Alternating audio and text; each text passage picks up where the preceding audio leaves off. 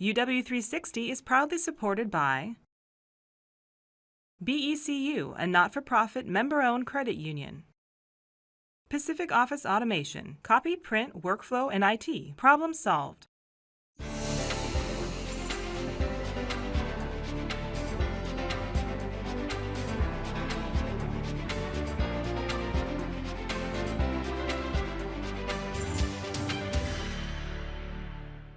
Hi everyone, I'm Carolyn Douglas. Welcome to UW360. We're just outside the new and improved Husky Stadium. We can hear the crews hard at work getting it ready for its grand reopening this football season.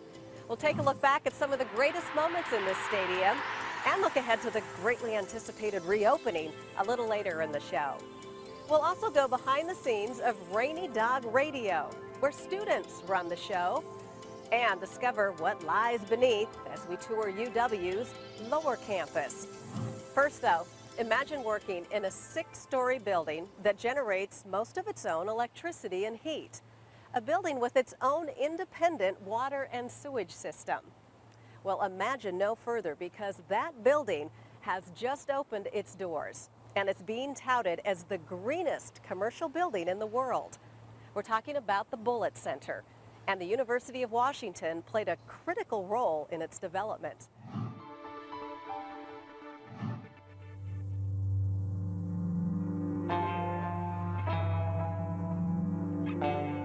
Being connected to the Seattle community was the impetus behind the UW playing an active role in the development of a most unusual structure. Thank you all for coming, and thank you, Steve, for the opportunity. We were eager to get a chance to show you the building. That's because there is no other building like it.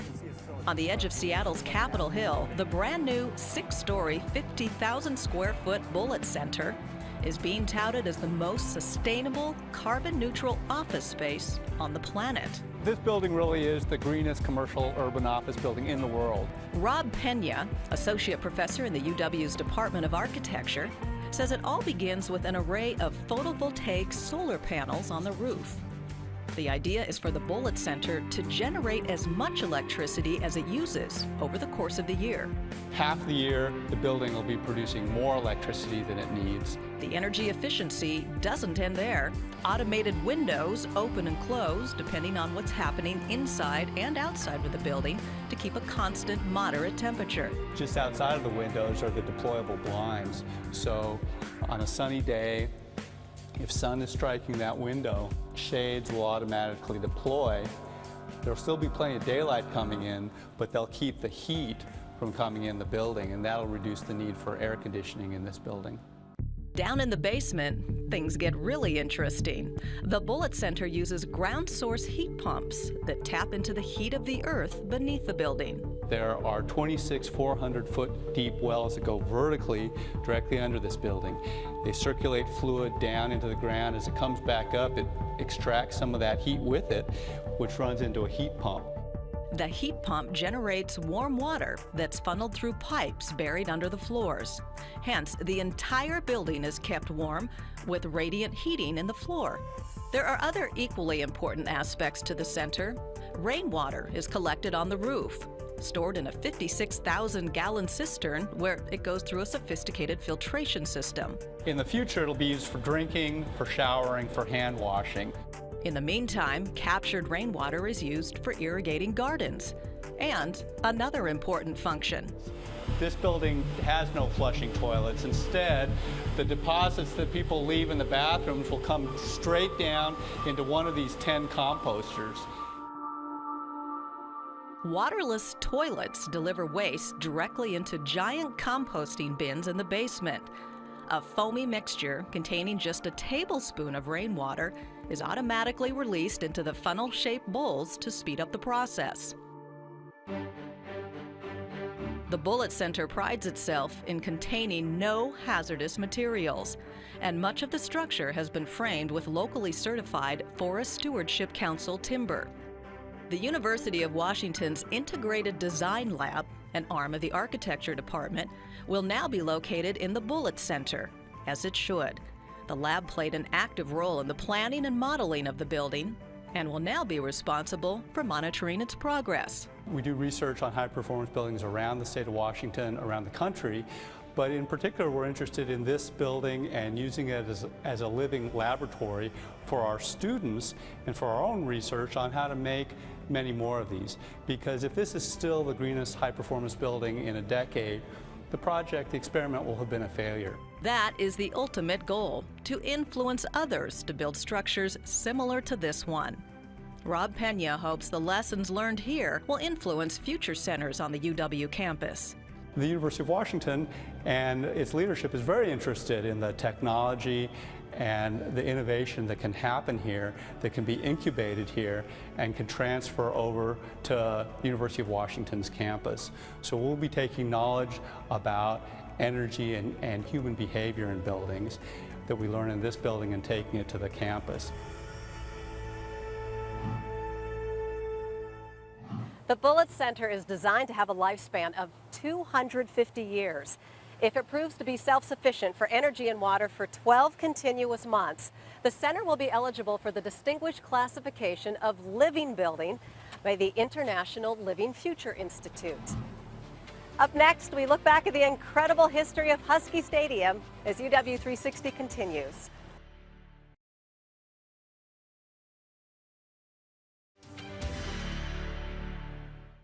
Welcome back to UW 360. Since its grand opening in 1920, Husky Stadium has been the embodiment of Husky spirit. It's gone through numerous changes, and it's just completing its latest renovation that will cement its reputation as one of the best settings for college football in the country. It's a remarkable place, rich in history, spirit, and unforgettable moments.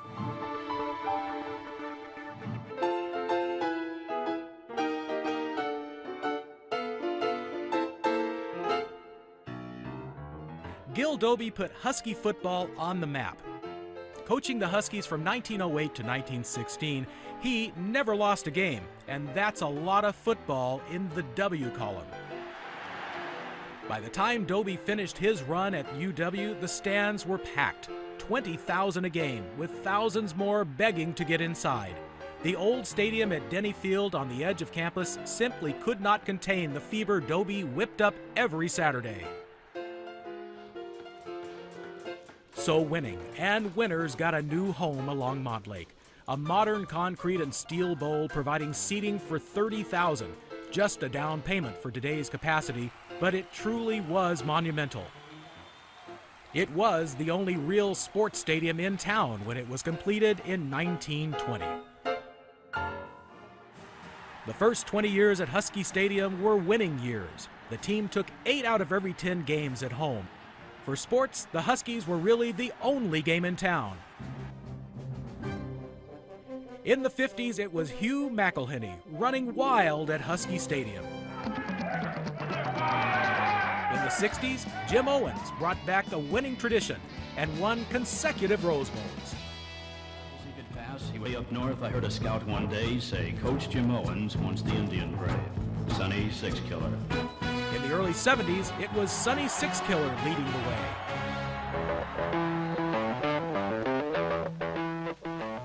Husky football 1975. And then it was time for the James gang to ride. Coach Don James led the Dogs to 4 Rose Bowls and a national championship in 1991. The 1980s had some spectacular moments off the field as well. During the 1981 homecoming game against Stanford, former Yale leader Rob Weller returned to his alma mater and helped amp up the crowd. The result, a tradition that is a ritual in sports events all over the world today, the wave. In 1987, a second cantilever roof was added to Husky Stadium, increasing the seating capacity by 13,000. But on February 25th, a massive construction error caused the new addition to buckle and collapse. Fortunately, no one was hurt, and amazingly, the stadium opened on time for the first home game in the fall. The cantilever addition was the last major renovation to Saturday's Shrine until the complete reconstruction began in 2011. Scheduled to open in August 2013, the new stadium will be both state-of-the-art and a tribute to more than 9 decades of Husky football on Montlake.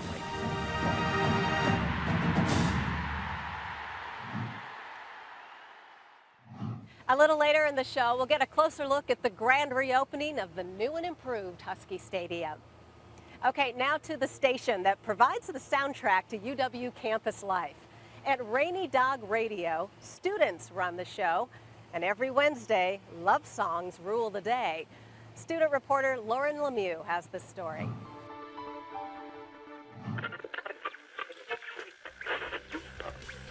Hello, you're listening to Rainy Dog Radio.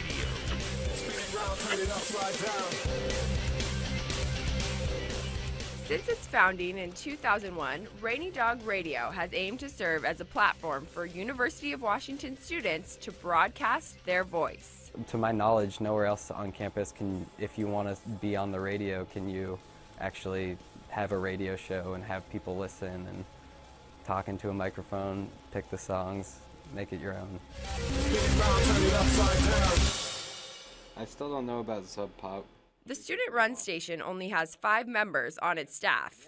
In September of 2012, the Rainy Dog Radio left its temporary home in the Condon Hall basement and moved into the ASU Dub Plus Suite, located in the recently renovated Husky Union building. So just in terms of like co-sponsorships and just like a direct line of communication between the ASUW and Rainy Dog, it's been way better this year. Yeah, totally. This year, Rainy Dog Radio received about $8,000 for their operational budget. The station is able to manage with this amount of funding largely thanks to its student volunteers. We have somewhere between 50 and 60 volunteers, the majority of which are DJs. So they're the people who have the radio shows. Yo, what's up, everyone? This is Rainy Dog Radio, and you're listening to Electric Espionage. Volunteers also work as bloggers, photographers, and podcast hosts. Because we're entirely online and we're a student radio station, we have a lot of specialty shows with like weird themes. And we're looking mostly for shows that, I guess, showcase an individual's interest in music, not necessarily like what's popular or what's indie. I was kind of running some ideas for a new show by a friend, and we decided together to do a show that showcased all female vocalists. So we host Girls Club now. Every song is sung by a lady. A couple years ago, probably 2.5 years ago, I ran into a janitor and he just started telling me stories about the hub. And I just started hanging out with him, James Taylor. He's an awesome dude. And he just said, hey man, I have a bunch of gospel tunes. Can I play some on the air? And I said, totally. So I've given him a half hour of my show for the last 2.5 years. It's not just UW students who get a chance to be on the radio through Rainy Dog. The station also gives local artists an opportunity to get their sound on the air. We've become like very locally oriented, and so local bands that aren't necessarily big enough to like, you know, get in studios on KXP or something like that, or play like bigger venues in Seattle, are usually on our radar, and a lot of our DJs are very involved in the local music scene. And so before a band can like get an in-studio on KXP, oftentimes, you know, they get an in-studio at Rainy Dog. Thanks for tuning in to Rainy Dog Radio. Anyone around the world can tune in to hear Rainy Dog Radio online. Just head to our website and you'll find the link there. Up next, a tour of UW's lower campus as UW 360 continues.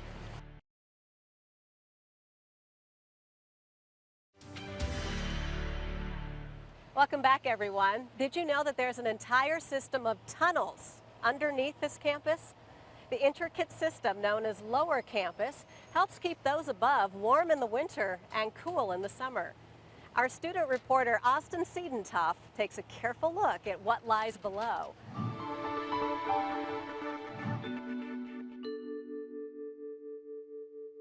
What do you think is the most famous tunnel on UW's campus? Well, the answer to that at the end of the segment, but first, we're going to show you that the UW may have a lot more tunnels than you'd think.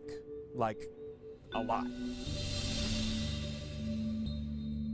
Underneath the University of Washington, there is a system of tunnels called Lower Campus. These tunnels twist around for 8 miles, all underground and all radiating from the UW power plant. Now, these tunnels are secure, but can also be very dangerous to someone who doesn't know them well, which is why we've asked Mark Kirschenbaum, Assistant Director of Campus Utilities, to show us around. Ready to go? Ready. All right, let's do it.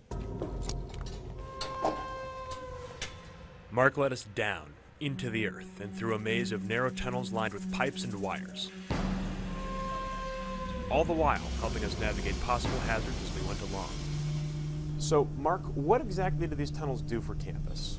The tunnels is where we transport utility services to the campus. So we have electricity, we have compressed air, and we have steam for heating. So it all comes from the power plant, but the tunnels distribute like AC during the summertime and heat during the wintertime and internet to the rest of campus. Right. Okay, and then I've also heard that these tunnels can be very dangerous to someone who doesn't know them well. How exactly? They can be. The electricity is 13,800 volts. That's a lot. And then the steam on this side is traveling at 385 degrees Fahrenheit and 245 degrees Fahrenheit. So when it leaks, it's loud and it's hot.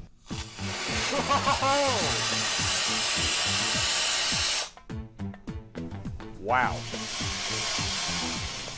That steam was hot. It's really hot down here. Finally, Mark led us out of the blazingly hot tunnels and into the source of the whole system, the UW power plant.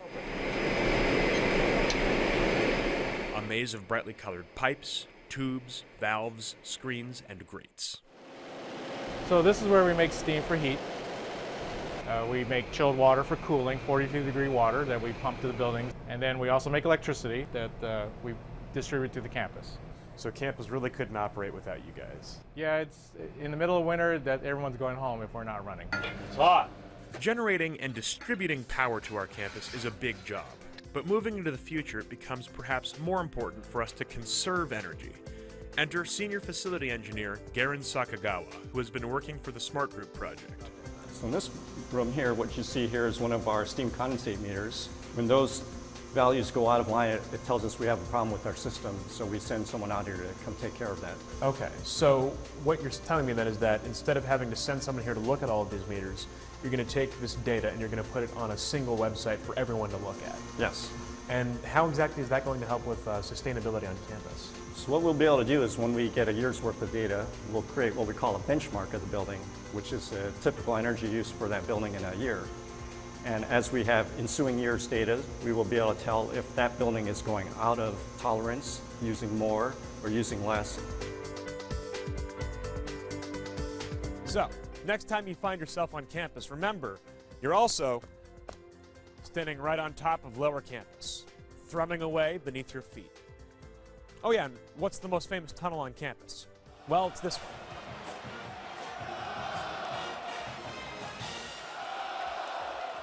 I just wanted an excuse to show off Husky Stadium.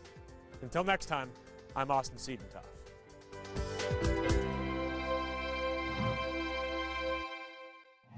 For more information on that story or any of the stories you see today, just head to our website, uwtv.org/UW360. And stay with us as we continue our celebration of Husky Stadium and its grand reopening as UW360 continues.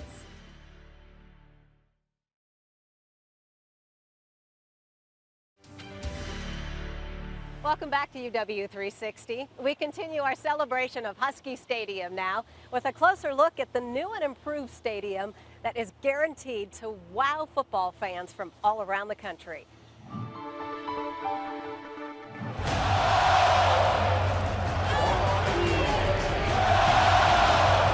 November 5th, 2011, the Huskies charged from their famed tunnel entrance. The great moments of history that have taken place in Husky Stadium will never be forgotten. And this one is for the record books. You see, it's the final game on a field dating back to the 1920 opening of the original stadium. From the practical perspective, the stadium was in dire need of some physical improvement. It was becoming almost to the point of a life safety issue. Chip Lydham is Associate Athletic Director and the University point person for rebuilding a football icon. So that had to be faced, and that happened about 6 years ago, where we had one catastrophic failure of one stairway that dropped in the middle of the winter, which really got our attention. So the grand old lady had to come down.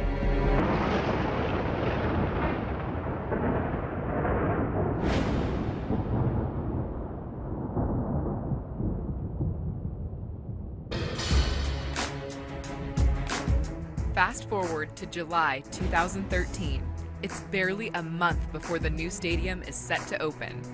Right now it's finishing touches, and really what we're trying to wrap up are the little details and going around making sure those little details get completed just right.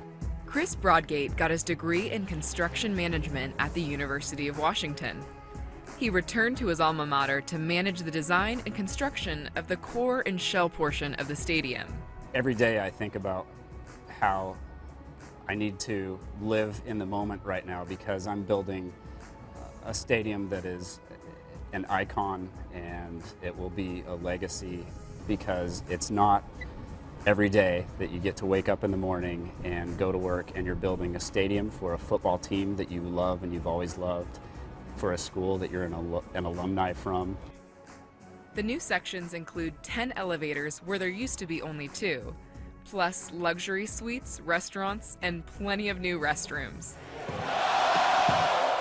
All this is directly aimed at those who will fill the seats in this stadium. It's called the fan experience. I really envision the most electric atmosphere in college football and the best setting for college football. I know it's going to be an electric atmosphere. Construction has been on track since day one, with the grand opening set for August 31st against Boise State. I want our fans and supporters to be ready for it, because it's going to be a great ride. And if you're going along for that ride and want a little inside info for the best new seat, They're all great seats now. That's one of the things we did with the new stadium, is we removed sightline obstructions and brought all of the seats closer to the field and really made it a great view from anywhere.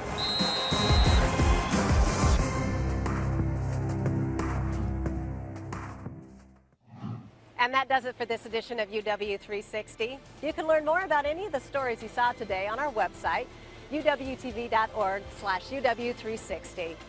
Thank you for watching, and we'll see you next time with all new stories from the University of Washington.